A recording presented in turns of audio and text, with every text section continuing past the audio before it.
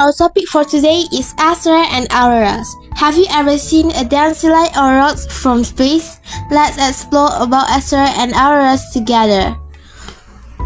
Memberi pengetahuan asas kepada penonton tentang apa itu asteroid dan aurora, bagaimana ia berlaku serta kaitannya dengan sejarah dan fenomena alam semula jadi.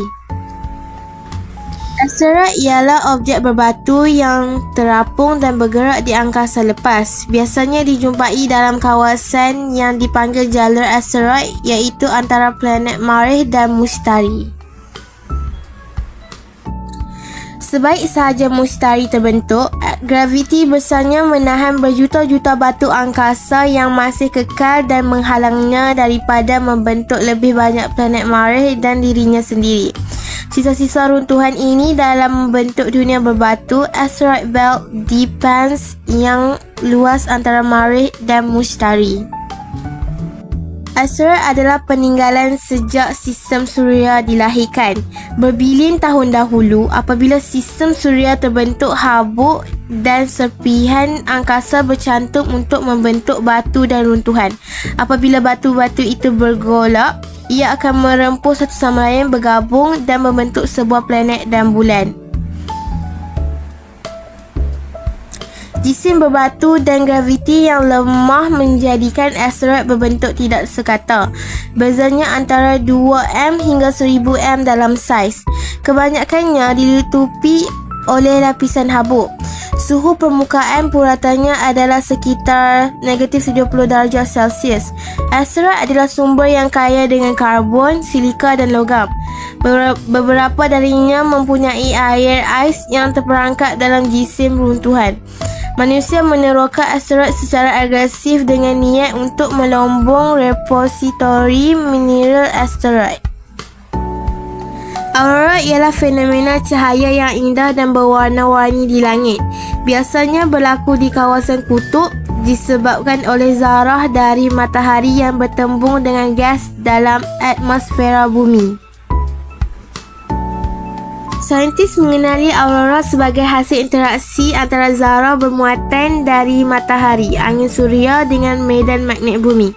Ia juga dikenali sebagai aurora borealis, aurora utara di hemisfera utara dan aurora australis, aurora selatan di hemisfera selatan.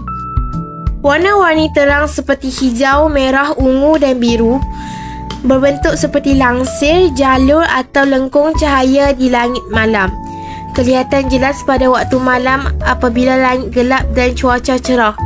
Biasanya berlaku di kawasan dekat kutub seperti Alaska, Kanada, Norway, Sweden, Finland dan Antartika.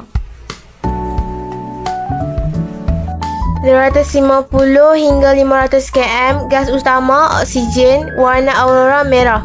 Ciri bahagian paling atas aurora, warna merah ini sukar untuk dilihat dengan mata kasar dan memerlukan langit yang sangat gelap.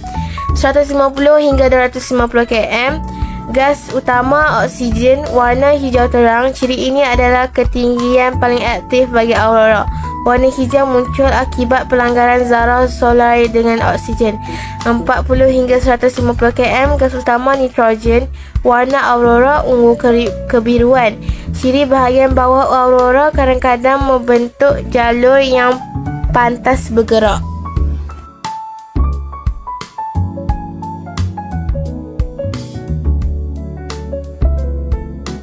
Salah satu peristiwa paling terkenal ialah kejatuhan asteroid besar kira-kira 66 juta tahun lalu yang dipercayai menjadi punca kepurusan dinosaur. Kawah kesan hentaman itu boleh ditemui di Chicxulub, Mexico. Dalam sejarah moden, letupan Tunguska pada tahun 1908 di Siberia dipercayai disebabkan oleh asteroid atau komet kecil yang meletup di udara. Letupan itu meratakan hutan seluas ribuan kilometer persegi.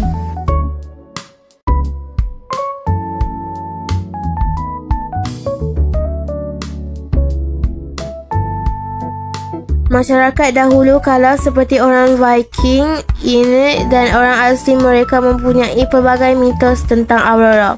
Ada yang percaya aurora ialah roh nenek moyang atau dewa-dewi sedang menari di langit.